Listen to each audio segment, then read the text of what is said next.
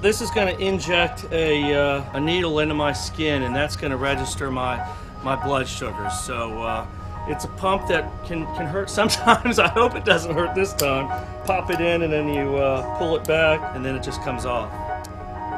Yeah, things started falling apart on me about 7 years ago. I was diagnosed with hemochromatosis and diabetes. Hemochromatosis is an iron overload in your blood, and if not caught early enough, can kill your organs. And unfortunately it killed my sister's liver, and she passed away back in '04 at a young age of 45. And it got my pancreas, which makes insulin for your body. When we found out he had hemochromatosis, our family was devastated. And to be quite honest, we didn't think he'd ever play again. We thought the diagnosis was so severe, we weren't quite sure how the hemochromatosis would impact him. That was a very scary time in our life.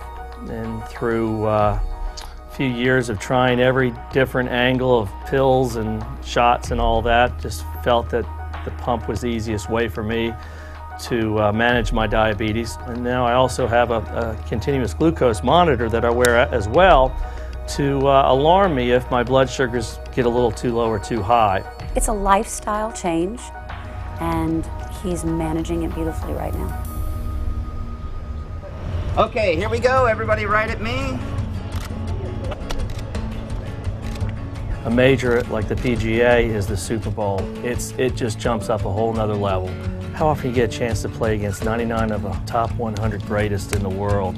It's great to represent the PGA of America and the 27,000 PGA members, and being part of that and being one of the 20 here is really cool. This is what it's all about, walking up 18 in a major. Grandstands filled. You want them yelling when you sink that birdie putt. I think Chip should be an inspiration to little kids who get diagnosed with diabetes. All of a sudden they feel like their world is going to be hampered and they're not going to be able to do the things that they want to do. And it's tough. It's very tough to get used to. But then you look at someone like Chip, who's on a world stage this week. He still lives with it, he manages it, but it doesn't get in the way of his dreams. Tough golf course. It's gonna be fun though. You know, if anything, my diabetes, my hemochromatosis has made me a better golfer probably, because I can smile more when I hit a bad shot, and I realize it's just not cutthroat, and that, you know, I have a family to take care of that loves me, and I want to make sure I'm around to watch them grow up for many, many years ahead. And in order to do that, I've got to manage this blood sugar thing, and if you can manage it, you can live a normal, healthy life. The first thing I do, I come out in the putting green and I see Sergio Garcia on the camera, and he's wearing the exact same outfit I'm wearing. So I don't know how he found out, you know, that I was wearing this, but that dog, you know, I'm going to talk to him later. I'm not going to tell anybody what I'm wearing tomorrow, so hopefully he won't copy me again. From Troutville, Virginia, Chip Sullivan. It's exciting. I mean, this is what it's all about. You know, having an opportunity to play in a major, I can't put it into words. I'm nervous, I'm excited. I have to pinch myself to realize I'm playing against the best in the world right now. We don't get to experience a course of this magnitude. Everything is much more severe. I mean, the greens are a lot faster, the roughs are a lot thicker, and the fairways are very tight. So precision, accuracy all play a major role on who's going to come out ahead here. Come on, Chipper, this will be it. Just get confident. Oh, crap. It's so very unnerving to be on the outside of the ropes and not being able to control what's going on the inside. But here's the key. I can't let Chip see that. I don't want him looking over in the gallery, because he looks to me. And if he looks over and sees me grimacing over a shot or jumping up and down and fist pumping, you know, it affects his mood. Go, get the hole, get in the hole. Oh. Yeah, he needs to, Cal. He needs to just take a breath and step back. It's extremely tough. They're very narrow, tight greens where they're fast and firm, and if you roll off, they're going to be treacherous. And anything long or past the pin is just death. I don't know what happened. I don't know what the deal is, but this is one of those days when golf just decides, hey, I can be mean and nasty. I've gone through the phases with him where I've seen the clubs get bent and thrown and wrapped around trees. I've had to calm down the language a little bit, you know, earlier in his young hotshot days, to get to the point where he started to realize priorities were shifting in his world.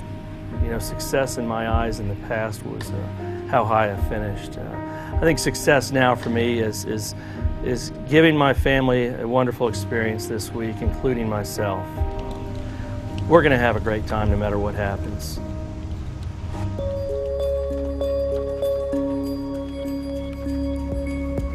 You kept thinking that the rain was going to stop. It never stopped. It stayed with us for 9 holes. You know, no one ever wants to play in the rain, but it's an outdoor sport. In order to manage Chip's diabetes on a daily basis, Chip needs to keep a continuous eye on his blood sugar. And because of the rain being monsoon-like, Chip's sensor for his continuous glucose monitor fell off of his body. He got so focused on his game and so focused on wanting to get his game back that he didn't stop to check his sugar like he should. Last hole, finally. So when he got down to 18, he started feeling dizzy, really dizzy. And for Chip to stop and check his sugar in the middle of a round, you know he's not feeling well. So I checked my blood sugar and I was 54.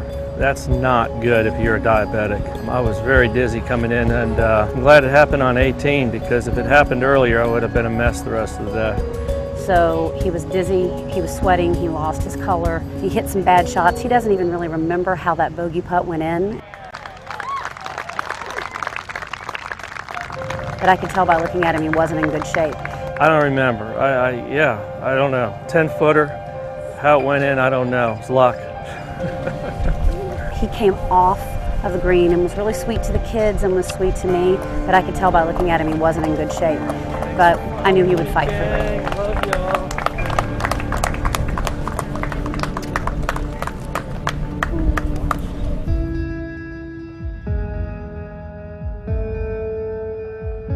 After the first piece aired on TNT, we started getting a lot of positive feedback. Chip started getting several emails, Facebook messages telling us how inspirational the story was. Well, the messages were, thanks for showing us that, you know, it's okay, that you can compete at a high level, and that this isn't going to control your life. You know, hearing that, this was really special. It's amazing. You don't realize how many people hear your story. This one family, their 4-year-old has diabetes, and they were all worried about his future. And so I think that maybe a little message that I gave helped them along the way, saying, hey, this is going to be okay. And that's probably the best thing I walked away with this week.